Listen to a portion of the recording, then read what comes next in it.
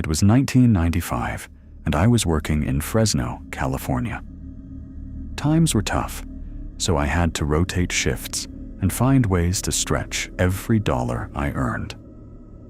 My trusty old bicycle was my best friend back then.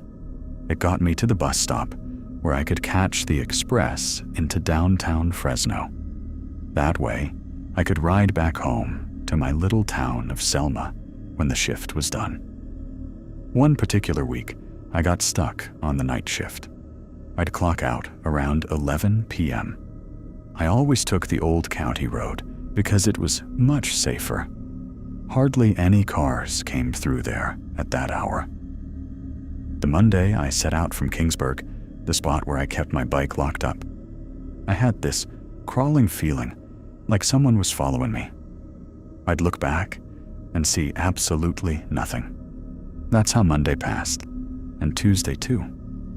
But Wednesday was different. That's when the fear really set in, because that night I spotted a strange black bird moving through the trees. It was hopping from branch to branch, keeping pace with me as I pedaled down the road. I told my wife about it when I got home, and she said if it happened again, I should pray the Magnificat, a powerful prayer of protection she'd learned growing up. Thursday came, and sure enough, there it was again. I pushed harder on the pedals, and the bird moved faster behind me. I started praying the Magnificat out loud. Lucky for me, there was a full moon that night, and the moment I started saying the prayer aloud, I felt lighter somehow, like my legs found new strength, and I could pedal faster than I ever had before. Friday, I didn't even think twice. I took the highway instead. Bad luck would have it that a pickup truck clipped me, but thank God I walked away with nothing worse than some road rash and bruised pride. That same night, when I ran into my mother-in-law, she told me that my wife had already filled her in about the whole thing. The two of them had been praying for me all evening, she said, commending me to God's protection. Apparently, whatever that thing was, had noticed me riding through there regularly and had gotten fixated on me, trying to frighten me off. Thank God, nothing like that has ever happened to me since. Though I don't ride through those parts anymore, I still remember every detail of those nights. Another time I was visiting family in New York City for vacation. Since we had relatives there, we stayed with them rather than paying for a hotel. In that city, old apartment buildings are everywhere, and my family rented a unit on the third floor of one of them. Not far from where they lived, there's a stretch of wooded hills on the outskirts of the borough. One afternoon, I was up on the rooftop terrace, taking in the skyline, when something coming from the direction of those hills caught my eye. At first, I figured it was some kind of large bird, a hawk maybe, or a heron, but it was too big, and it moved wrong. When it got closer, I froze solid. I couldn't believe what I was seeing. That thing was not a bird. It was a woman, flying. I watched clearly as that woman descended onto the rooftop of a nearby building. But what shook me most was that when she landed, there were already other people up there waiting for her. I called the rest of my family up to look, and they saw her too, with their own eyes. An old woman, elderly. I don't think they noticed us, or if they did, they didn't care. Sometime after that visit, my relatives told us they'd asked around the neighborhood, and other tenants confirmed they'd seen similar things before. Everyone in that building agreed. Those women were witches, gathering on that rooftop to perform their rituals. A friend of mine once told me something that happened to his uncle, a farmer out in rural Tennessee.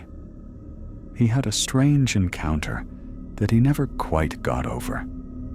It happened on his property, out near a place called Cedar Creek Farm, during corn harvest season.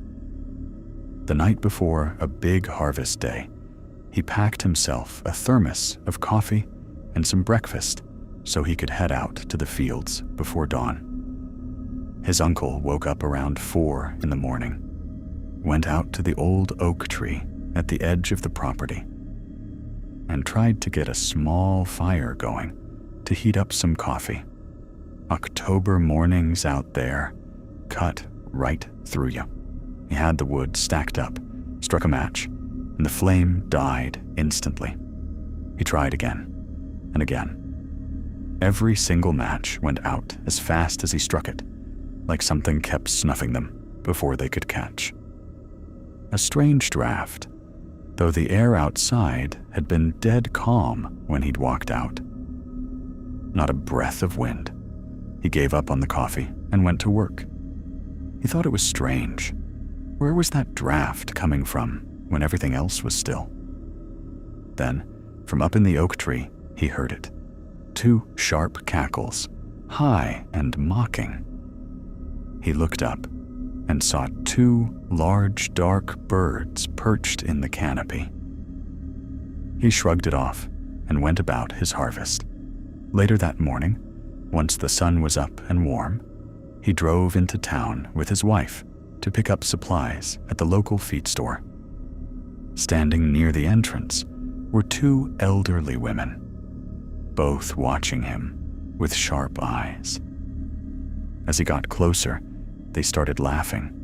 One of them stepped forward and said with a smirk, "Couldn't get your fire going this morning? Could you, honey?" And they both broke into laughter. The exact same cackle he had heard in the dark from 2 birds perched in the crown of an oak tree. It was late at night when my grandfather was sitting with us on the porch, telling us old stories, his romances, his work years, and how he and some of the other men in his town used to track down witches back in the day. It was close to 11 p.m. when one of the neighbors came running over to him. The man was out of breath. He said there was something strange prowling around the edge of town. Several men had already gone after it, but couldn't figure out what it was. He said it had the shape of an enormous bird. Both of them took off running toward where the others had gathered, and I ran after them, leaving only my grandmother and my sister back at the house. When we caught up with the group, they told us the creature had gone into an abandoned storage unit next to the old elementary school. Somebody had to go check it out. That somebody turned out to be me. I crept forward, terrified, and slowly swept my flashlight across the doorway, and something burst out of the darkness, something like an animal, scrambling up the slope of a hill nearby. I dropped the flashlight and ran back to the men, telling them what I'd seen. Some wanted to keep going after it. Others said they had early mornings and couldn't afford the trouble. And plenty more were just plain scared. I wanted to leave too, but my grandmother was still close by. And honestly, I needed to know what we were chasing. We started up toward the hill when the power went out across the whole neighborhood. It was close to midnight when a scream cut through the dark, the kind that locks your knees and stops your heart. We all stood there, paralyzed. The creature shot past us. We ran after it and managed to track it to an old water tower at the edge of town. Standing there in the beam of someone's flashlight was a deformed, enormous, bird-like creature. Wide eyes, a scarred beak, grotesque and wrong in every proportion. Then it started to walk, and as it walked, we watched it change. Right in front of us, it became a man. He was dressed all in black, black jeans, black leather jacket. He stopped, turned, and looked straight at us. "You'll be seeing me again, real soon," he said. Then he walked off into the dark and disappeared. The next morning, the whole town was talking about it, and about the threat he'd made. People said he must have made a deal with the devil. Everyone agreed they'd be ready if he came back. I was never much of a believer in those old stories they told back in my hometown, until the day my son was born. I was showing him off all over the neighborhood, proud as any new father could be. The older folks kept asking when the baptism was, saying I needed to do it quickly because of the witches in the area. I thought that was just old-fashioned superstition. Days went by, and then came that Friday night. It was darker than usual outside, and the wind was kicking up hard. My wife and I put our son down in his room and went to get some rest ourselves. Then we heard it, strange sounds on the roof, footsteps, and heavy wing beats. My wife grabbed my arm and told me to go look. I dragged myself out of bed, irritated, checked every part of the house, and found nothing. When I came back to the bedroom, she was still rattled, saying she could hear something moving in the baby's room now. I went and got our son and brought his crib into our room so everyone would stop worrying and we could all get some sleep. We were just drifting off when we heard footsteps. Slow, deliberate, moving toward the crib. I snapped awake and saw her clearly. An old woman, long nails, reaching toward my son. I threw myself out of bed and yelled at her, "Hey, what do you think you're doing?" When I got close, she swung at me with an open hand and slammed me into the wall with unnatural force.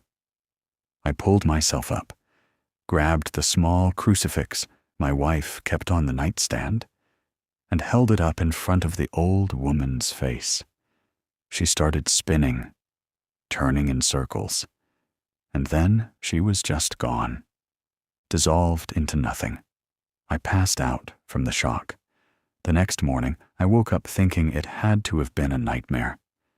Then I looked down at my chest and saw the scratches, deep and real, right where she'd hit me. I grabbed my wife, grabbed my son, and drove straight to our church. I told the pastor everything. He said it was because the baby hadn't been baptized yet. That's what she was after. He baptized my son that same day. He gave us a saint's medal to keep near the crib and told us what prayers to say. Since that day, my son sleeps in our room, and we keep crosses and blessed medals throughout the house. Black Agnes. Now, speaking of witches, Black Agnes, sometimes called Black Annis, is the English folklore equivalent of the boogeyman. A haggard old witch with a bluish face, iron claws, long teeth, and a single eye. She is made of despair, terror, and darkness, the very material that feeds nightmares. She takes particular pleasure in tearing human flesh, especially that of children, whom she hunts through the forest, devours raw, scatters the bones across the hillside, and hangs the emptied skins from the branches of trees. She is said to live in Dane Hills, in Leicestershire, England. In a cave she carved out herself, using nothing but her steel claws. An ancient oak tree stands over the entrance, waiting for a child, or a lamb when her hunger grows desperate enough to pass beneath it. She leaves her cave only to stalk houses in search of food. She pushes her thin arms through window grates, but the grinding of her teeth gives her away. Families would gather inside and wait in silence for her to give up and move on. Even so, some mornings a child would be missing. When she couldn't get what she wanted, she turned to livestock to quiet her appetite. Until the late 1700s, every Easter Sunday, the town of Leicester held a formal hunt with dogs. Since Black Agnes was sometimes depicted as a cat, the ritual used a dead cat soaked in anise oil as a stand-in for the witch herself, dragged through the streets for the dogs to chase. Through practices like these, it is believed her legend may have traveled north into the Scottish Highlands, where she found a second home.